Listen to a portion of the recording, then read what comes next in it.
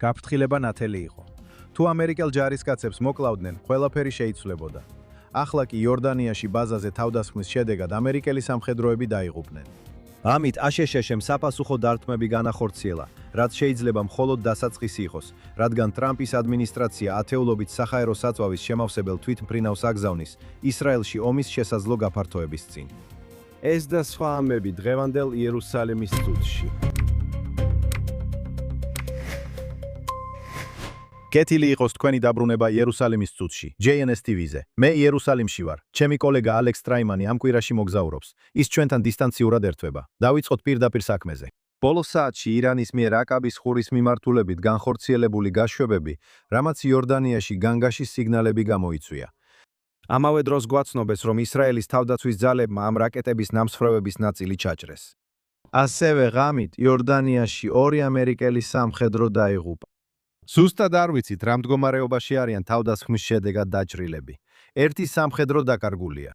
ასევე აშშ-ში სახელმწიფო დეპარტამენტმა გასცა მოგზაურობის გაფრთხილებები ისრაელის სახელმწიფოში და მთლიანად ახლო აღმოსავლეთში. ამავე დროს აშშ-ში სახელმწიფო დეპარტამენტი აფრთხილებს ამერიკელებს, რომ იყვნენ ფხიზლად მთელ მსოფლიოში, განსაკუთრებით მათ, ვინც მოგზაურობს. ალექს, ბოლო რამდენიმე საათში აქ ძალიან ბევრი რამ ხდება.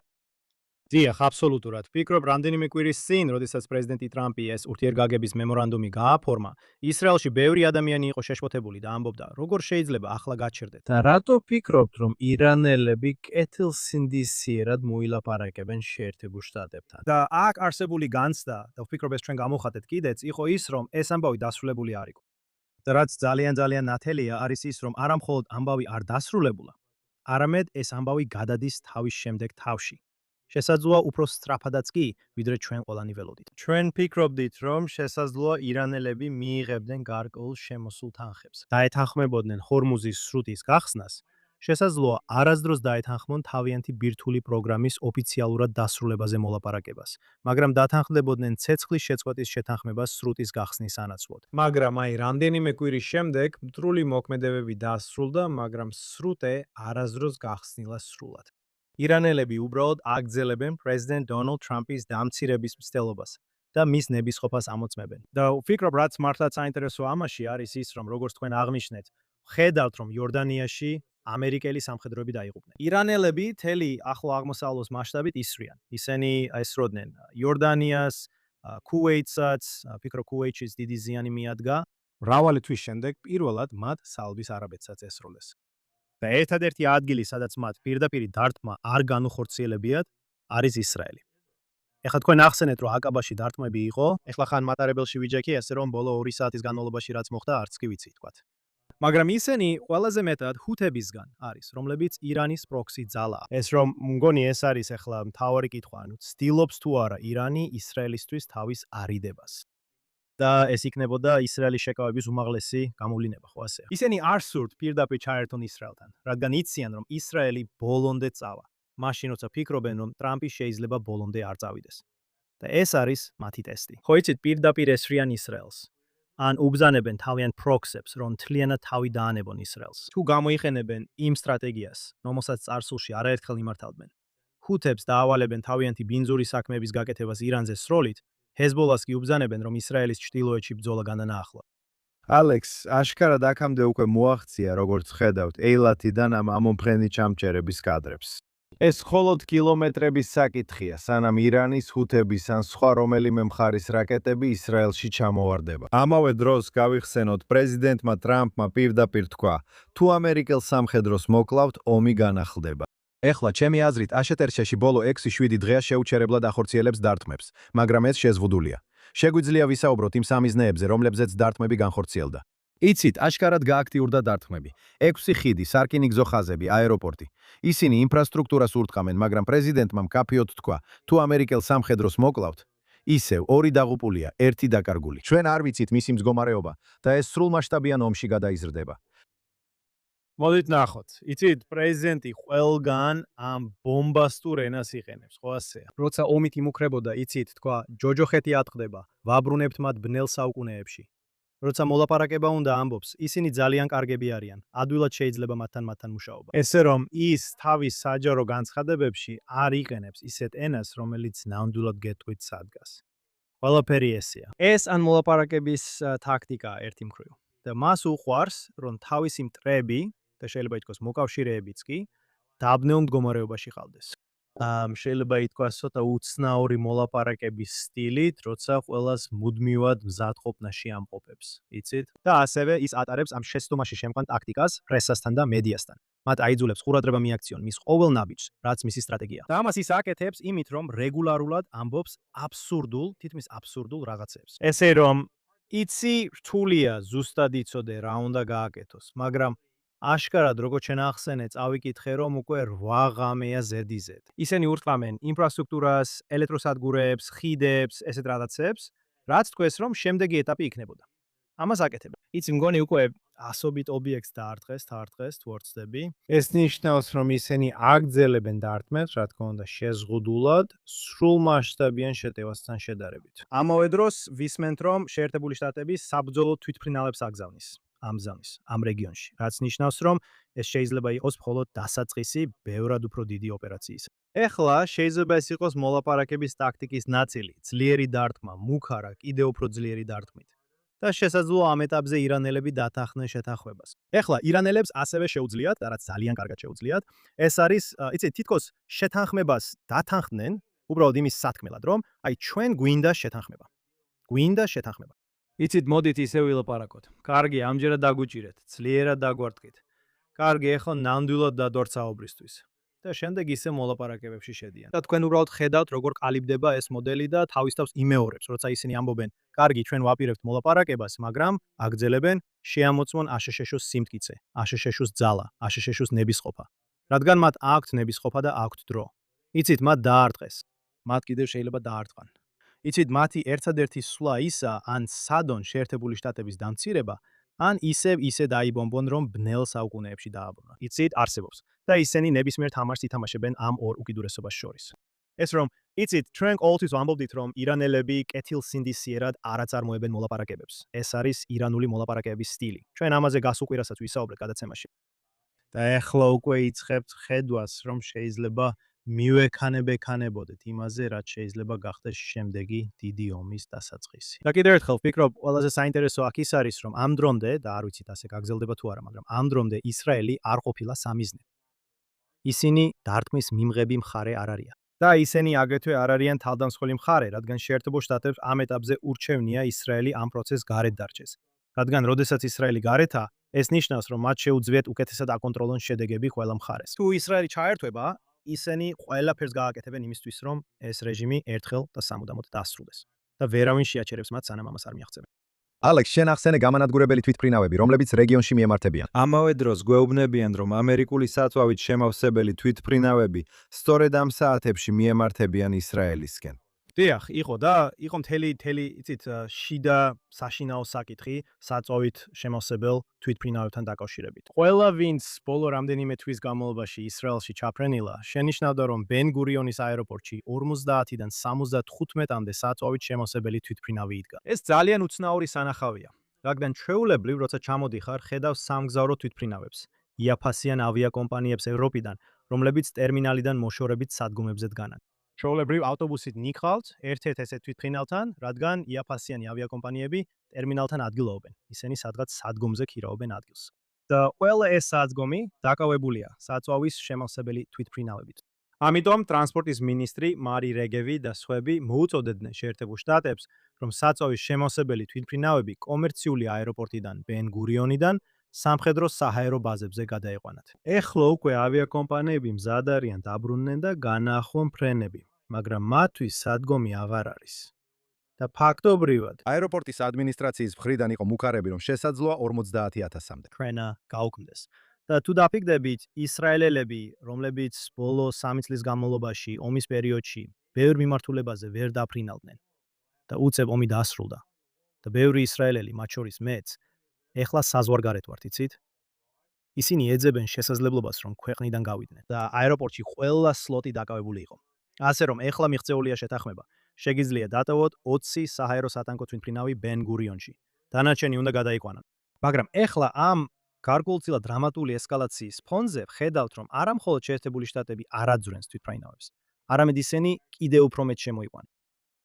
ალექს, ამავე დროს ამ კვირის დასაწყისში პრეზიდენტმა ტრამპმა გამოაცხადა, რომ ის აღადგენს ირანული გემებისა და პორტების საზღვაო ბლოკადას ჰორმუზის სრუტეში.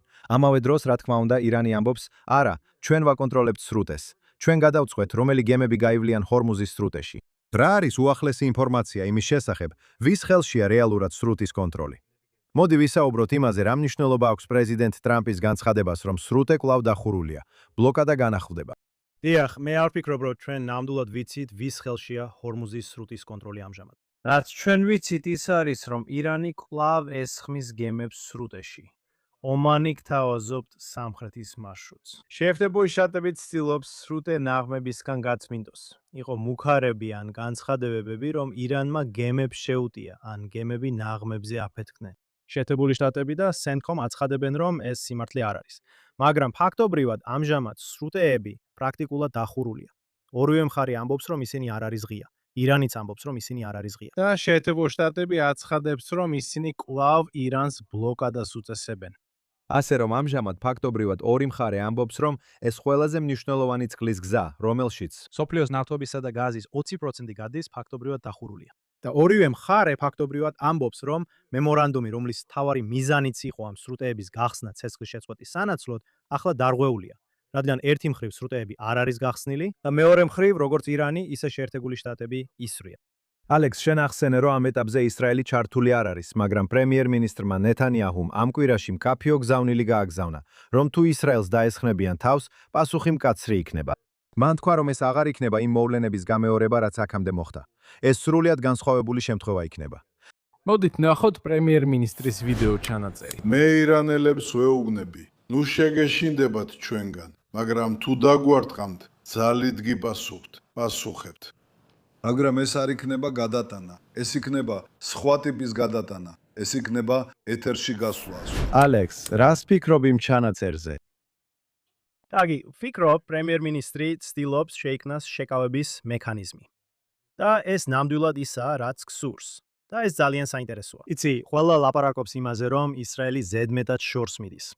და იცი, თვითონ პრეზიდენტმა ტრამპმაც თქვა, ბიბი ზოგჯერ ცოტათი ზედმეტს აკეთებსო.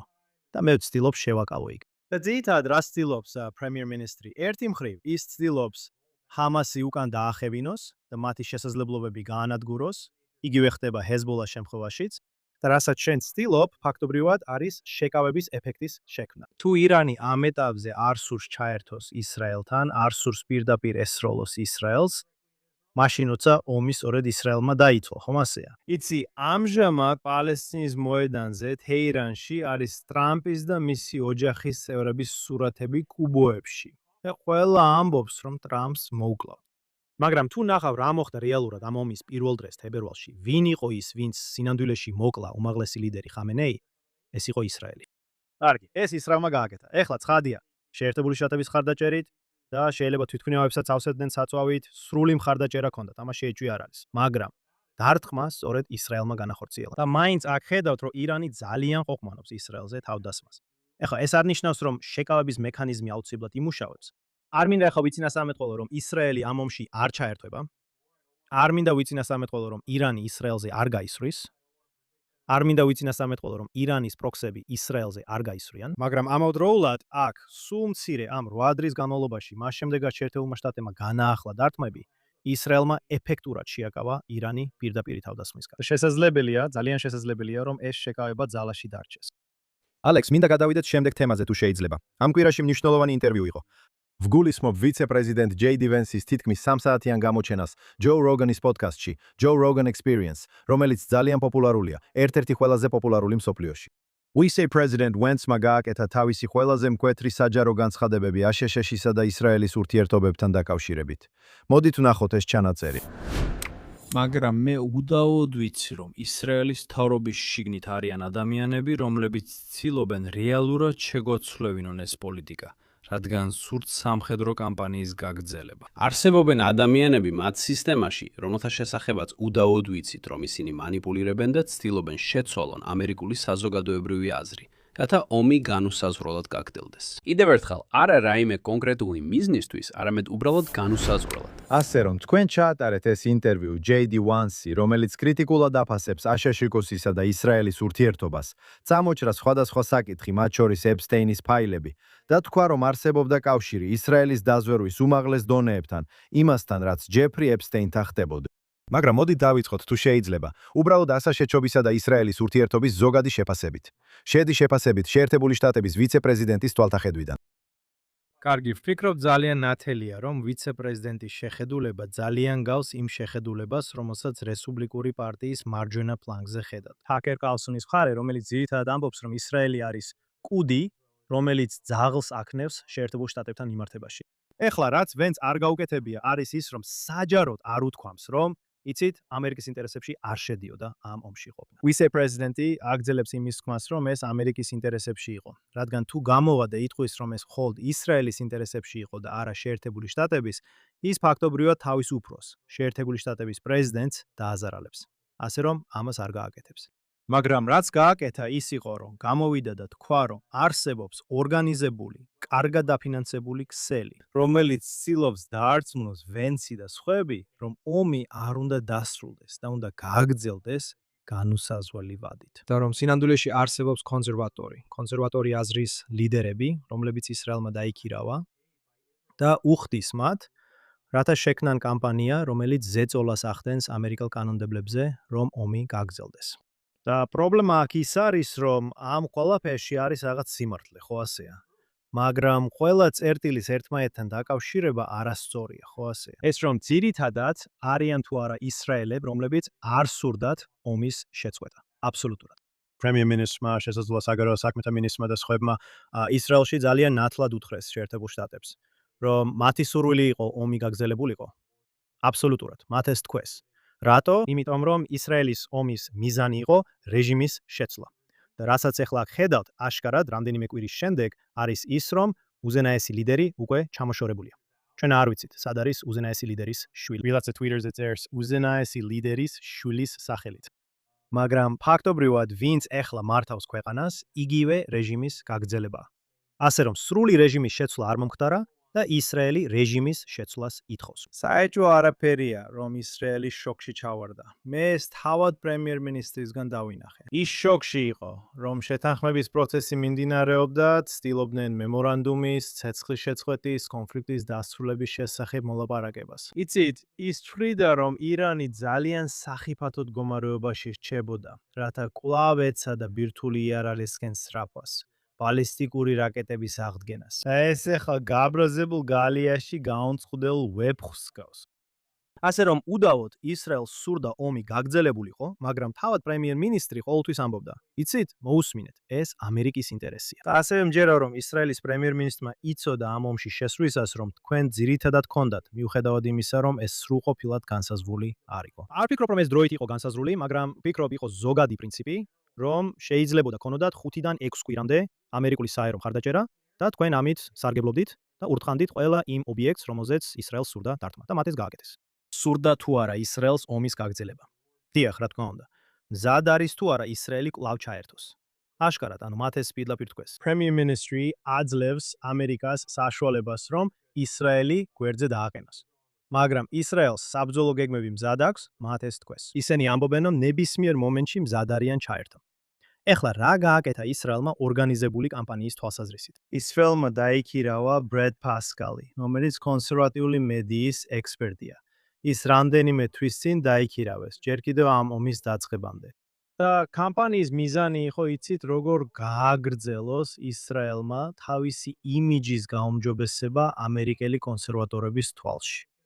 რადგან რასაც აქ ხედავ JD Vance-ის, Tucker Carlson-ის, Candace Owens-ის, Nick Fuentes-ის, Joe Rogan-ის კომენტარებით, ზოგიერთი თვალსაზრისით Alex Jones-ი, Steve Bannon-ი. არის თუ არა კამპანია, რომ სცადონ ისრაელის ერთგული მხარდამჭერების გადაბირება, რომლებიც არიან ევანგელისტი ქრისტიანები შეერთებულ შტატებში.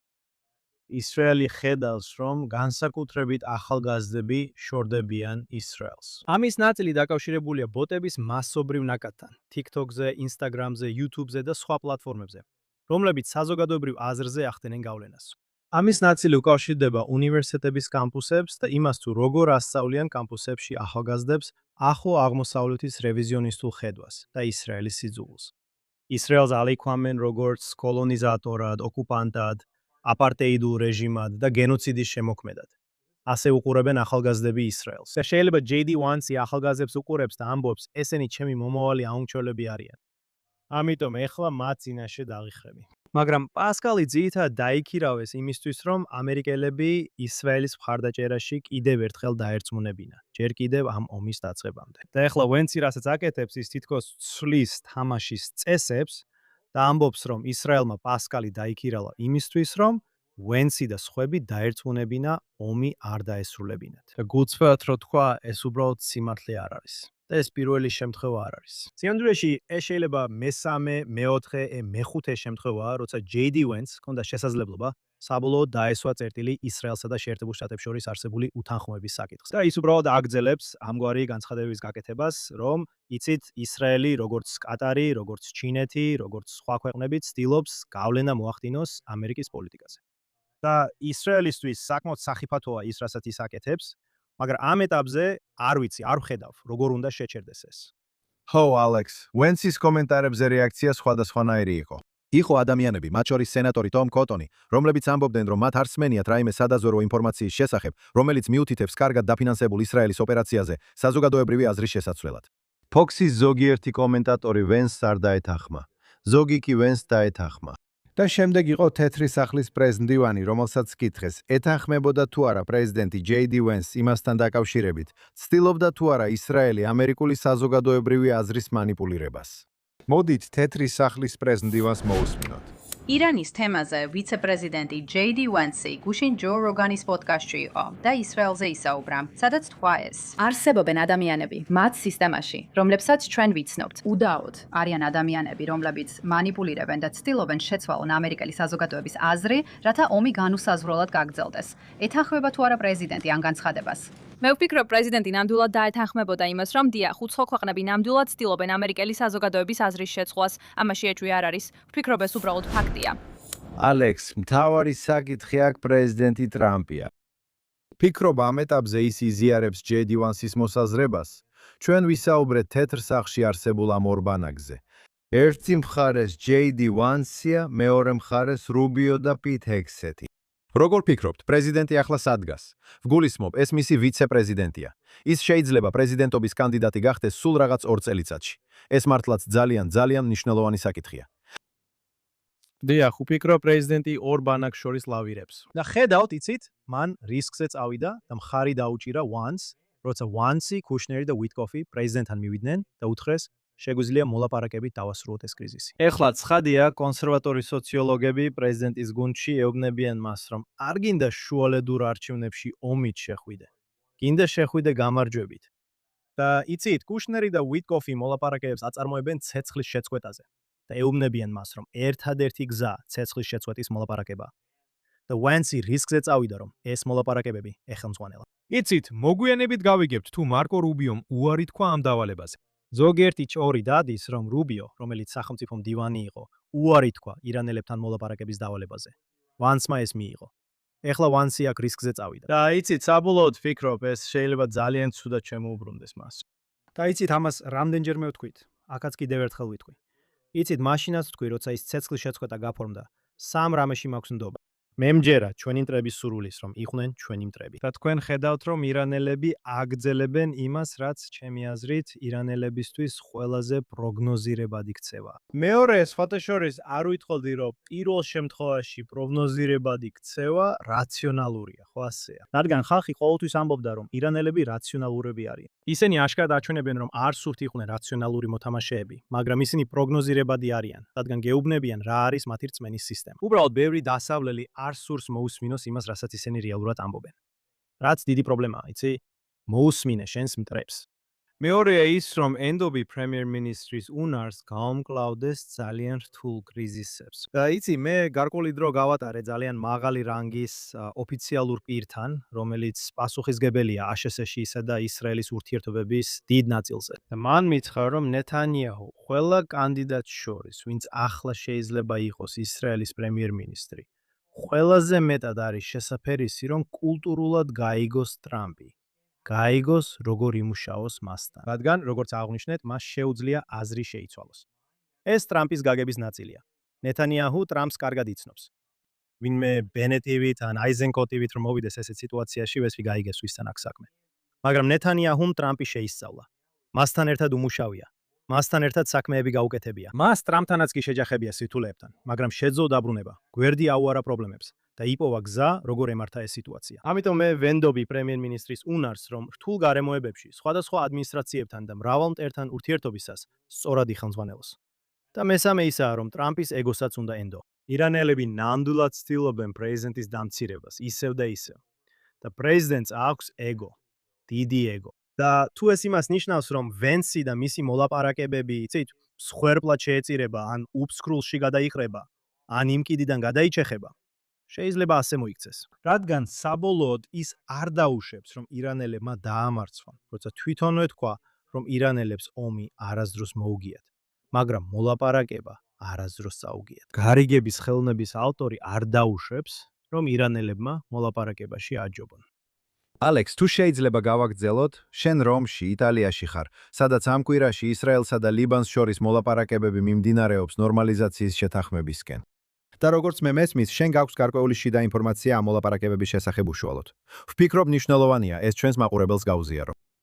დიახ, რომში მოლაპარაკებების დასრულებისთანავე ვესაუბრე რამდენიმე მაღალჩინოსან ისრაელის წარმომადგენელს, რომლებიც უშუალოდ მონაწილეობდნენ ამ მოლაპარაკებებში. და ფიქრობ, ყველაზე გასაოცარი, რაც ჩემი საუბრის შედეგად გამოვიტანე, იყო ის, რომ მოლაპარაკებები ძალიან მეგობრულ გარემოში მიმდინარეობდა. სადაც ორივე მხარეს, როგორც ისრაელს, ასე ლიბანს, ესმით, რომ მათი მიზანი ერთია. ჰეზბოლას განადგურება. იცით, რამდენიმე კვირის წინ მიღწეული იყო წინასწარი შეთანხმება, რომლის მიხედვითაც პირველად ლიბანმა ფაქტობრივად დაადასტურა ისრაელის სამხედრო ყოფნა სამხრეთ ლიბანში. ეხლა თქვენ ნახეთ საჯარო განცხადებები ლიბანელებისგან, რომლებიც ამბობენ, რომ სურთ ისრაელი რაც შეიძლება სწრაფად გავიდეს ლიბანიდან. გაიხსენეთ, რომ ლიბანის მთავრობაში რამდენიმე ფრაქცია, მათ შორის ლიბანის პარლამენტის სპიკერი შიიტია, რომელიც მჭიდროდ არის დაკავშირებული ჰეზბოლასთან. ამიტომაც ის ძალიან აგრესიულ განცხადებებს აკეთებს. პრეზიდენტი ავანი კი ბეწვის ხიდზე დადის. ის ცდილობს მთავრობა შეინარჩუნოს. მას ნამდვილად უნდა ჰეზბოლას გასვლა, მაგრამ ფაქტობრივად ჰეზბოლა ემუქრება მას. საინტერესოა ის, რომ ავანი ამ კვირაში პრეზიდენტ ტრამპს ხვდება. ეს ისტორიული შეხვედრა პირველად 2009 წლის შემდეგ ლიბანის პრეზიდენტი ვაშინგტონში იმყოფება.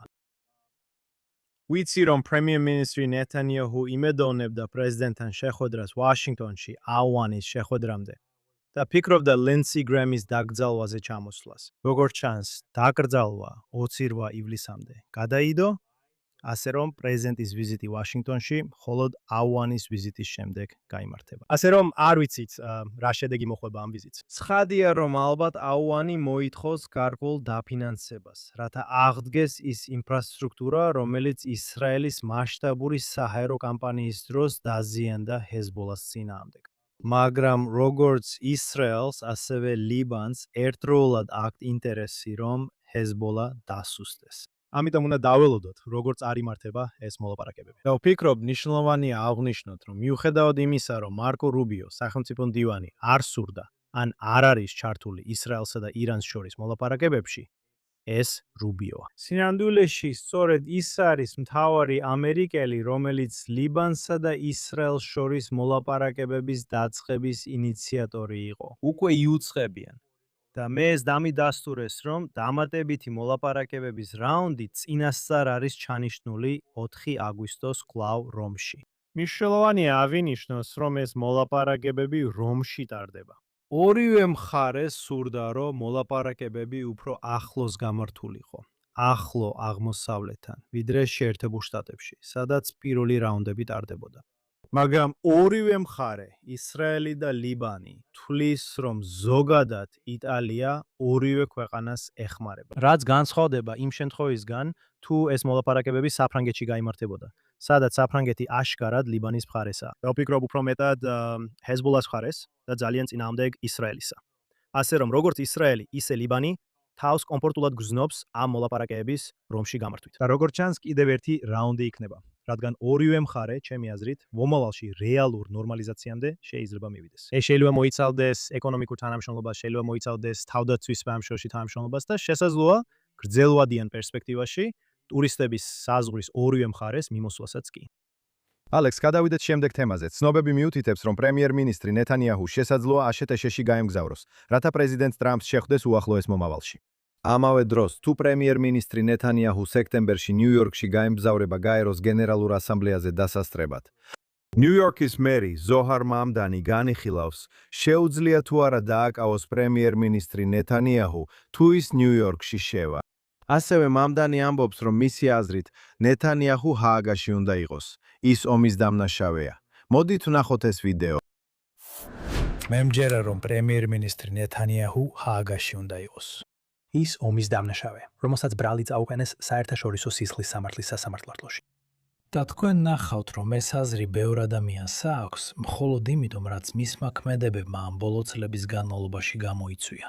ასევე ვთქვი, რომ დავიცავ იმ კანონებს, რომლებიც ნიუ-იორკში გვაქვს, რადგან მჯერა, რომ მნიშვნელოვანია კანონის დაცვა, როგორც ლიდერისთვის, რომელიც ჩვენს ქალაქს ხელმძღვანელობს. და ეს არის ის, რასაც ვაპირებ გავაკეთო. ანუ ბოდიში არ მესმის, რას ნიშნავს ეს? ანუ რასაც კანონი მაძლევს უფლებას ნიუ-იორკში გავაკეთო, სწორედ იმას გავაკეთებთ, მაგრამ ჩვენი კანონების დაწერას ამ მიზნით არ ვაპირებთ. რას გაძლევთ კანონი უფლებას გააკეთოთ? ეს აქტიური საუბარია ჩვენს იურიდიულ დეპარტამენტთან, რათა გავარკვიოთ, რა შესაძლებლობები გვაქვს ჩვენს მუნიციპალიტეტში. ალექს, რეალურია საერთოდ ის, რომ პრემიერ-მინისტრი ნეთანიაჰუ დააკავონ, თუ ის სექტემბერში ნიუ-იორკში ჩავა. ფიქრობ, ძალიან სასარგებლოა შევხედოთ მაიკ უოლცის tweet-ებს, რომელიც არის შეერთებული შტატების ელჩი გაერთიანებულ ერებში. თუ შეგვიძლია ეს ეკრანზე გამოვიტანოთ. მაგრამ უოლცი ძირითადად ამბობს, რომ მამდანის ქმედება პოლიტიკური თეატრია. და ის ხსნის, რომ შეერთებული შტატები არ არის რის სისხლის სამართლის საერთაშორისო სასამართლოს ხელმომწერი. ისე როგორც ისრაელი, შეერთებული შტატები არ არის ამ ყალბის სასამართლოს, ანუ სისხლის სამართლის საერთაშორისო სასამართლოს წევრი. იცით, სხვებიც აღნიშნავენ, რომ არ ყოფილა სასამართლო პროცესი, არ ყოფილა განაჩენი, ხო ასეა. უბრალოდ გამოცხადდა დაპატიმრების ორდერის მოთხოვნა. დამოდრულად იურისდიქცია არ არსებობს, რადგან შეერთებული შტატები არ არის წევრი, არ არის ამ გადაწყვეტილების მონაწილე. და მეორე საკითხია ის, რომ თუ პრემიერ-მინისტრი ნიუ-იორკში გაეროს ასამბლეაზე სიტყვით გამოსასვლელად ჩამოვა, სახელმწიფოს მეთაურებს აქვთ დიპლომატიური იმუნიტეტი გაეროში გამოსვლისას. აი, რატო გამოსულან წლების განმავლობაში ირანის ლიდერები გაეროში? პალესტინის ლიდერებიც გამოსულან გაეროში, რადგან გაეროს სახელმწიფოს მეთაურებს დიპლომატიურ იმუნიტეტს ანიჭებს. და ბენიამინ ნეთანიაჰუ ნამდვილად სახელმწიფოს მეთაური.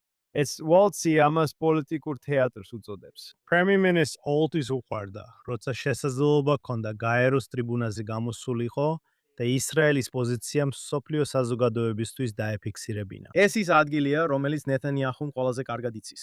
ის იყო ისრაელის ყოფილი ელჩი გაერთიანებულ ერებში.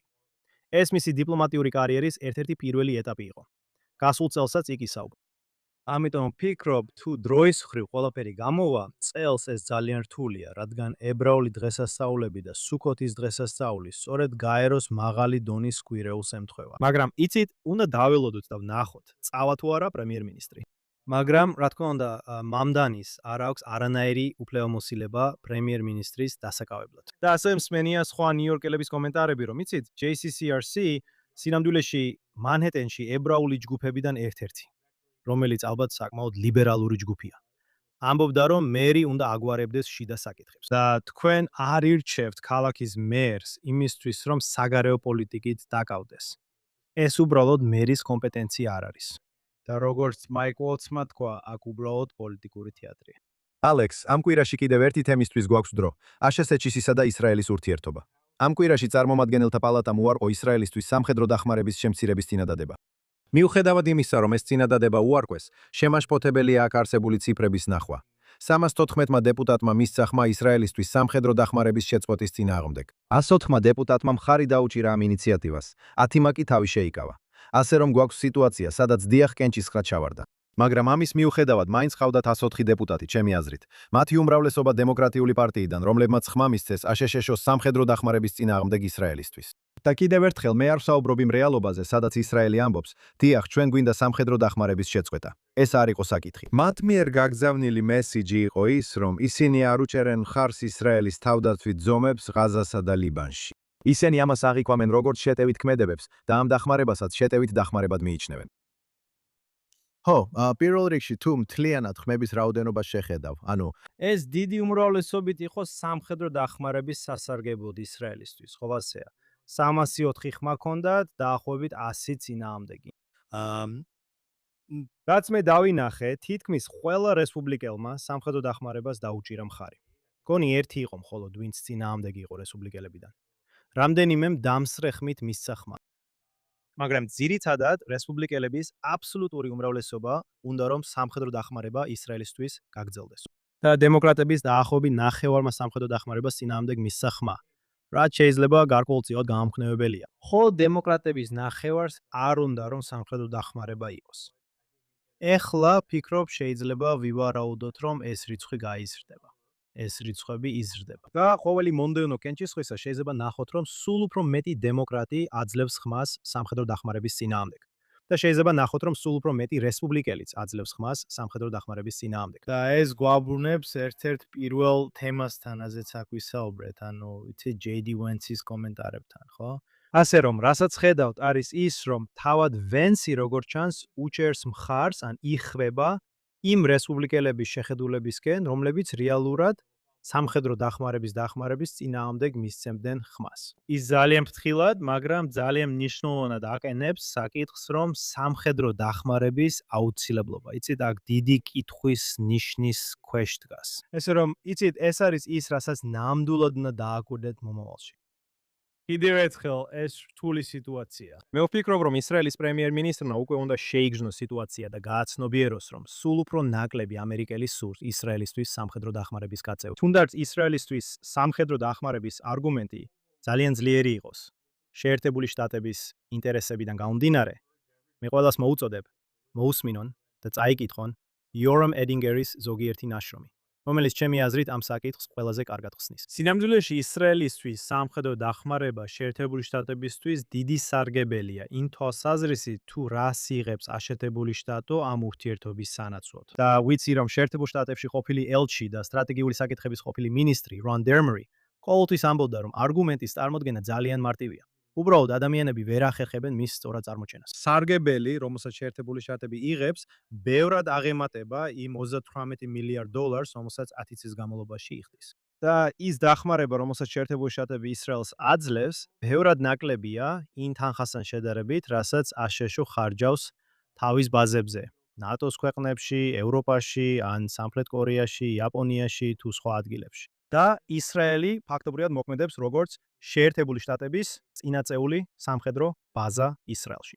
ასე რომ, იცით, ბევრი მიზეზია, რატომაც სამხედრო დახმარება სარგებელს აძლევს შეერთებულ შტატებს, მაგრამ ამ ეტაპზე, როცა ისრაელი ეკონომიკურ ძალად იქცა, დროა სიტუაციას სწორად შეაფასოთ და არ მისცე დემოკრატებს ან რესპუბლიკელებს შესაძლებლობა თქვან, რომ ისრაელმა ეს დახმარება არ უნდა მიიღოს. ისრაელმა უნდა თქვას, მოусმინეთ, მოდით სხვა ტიპის პარტნიორობა ჩამოვაყალიბოთ. იქნება ეს ერთობლივი თავდაცვის ფონდი, რომელშიც როგორც შეერთებული შტატები, ისე ისრაელი შეიტანენ ცვლილს, რათა შევიმუშაოთ გადაწყვეტილებები. მაგალითად, შემომავალი რაკეტების წინააღმდეგ, როგორიცაა რკინის გუმბათი, რომელიც ერთობლივად შეიქმნა. ორ ქვეყანას შორის შეიძლება არსებობდეს სამხედრო პარტნიორობის ბევრი შესაძლებლობა, მაგრამ ამ ეტაპზე ისრაელს აღარ სჭირდება დახმარების მიმღები იყოს. და მე მხოლოდ იმედი მაქვს, რომ პრემიერ-მინისტრი ძალიან სწრაფად გადადგამს ნაბიჯებს ამ მიმართულებით. პრემიერ-მინისტრმა ცოტა ხნის წინ თქვა, რომ მას სურს ეს დახმარება ეტაპობრივად შეცვლეს 10 წლის განმავლობაში.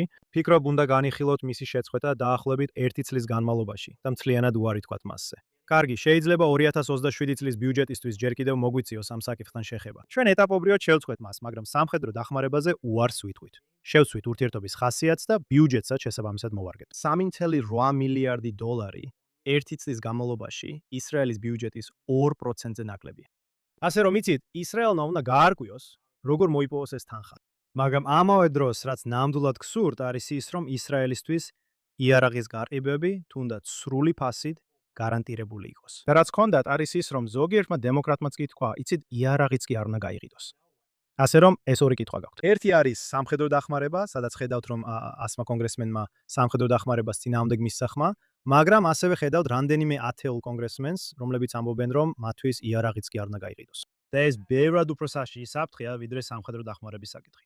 გაგზელდება ალექს. ამ კვირისთვის დრო ამოგვეწურა. იმედი მაქვს მომავალ კვირას ისევ აქ იერუსალიმში გიხილავთ. აქ Jerusalem Minute-ზე. ის არის ალექს ტრაიმანი, JNS-ის აღმასრულებელი დირექტორი. მე ჯოშ ჰესტონი ვარ, JNS-ის კორესპონდენტი. მინდა მადლობა გადაუხადო JNS TV-ის კულისებში მომუშავე ადამიანებს. მოგცეთ სუპერ მადლობა. გამოიწერეთ არხი და აუცილებლად ეწვიეთ jns.org-ს, რომ მიიღოთ ყველა უახლესი ახალი ამბავი ისრაელიდან, ახლო აღმოსავლეთიდან და მთელი ებრაული სამყაროდან. შეხვედრამდე მომავალ კვირას აქ Jerusalem Minute-ზე, JNS TV-ზე.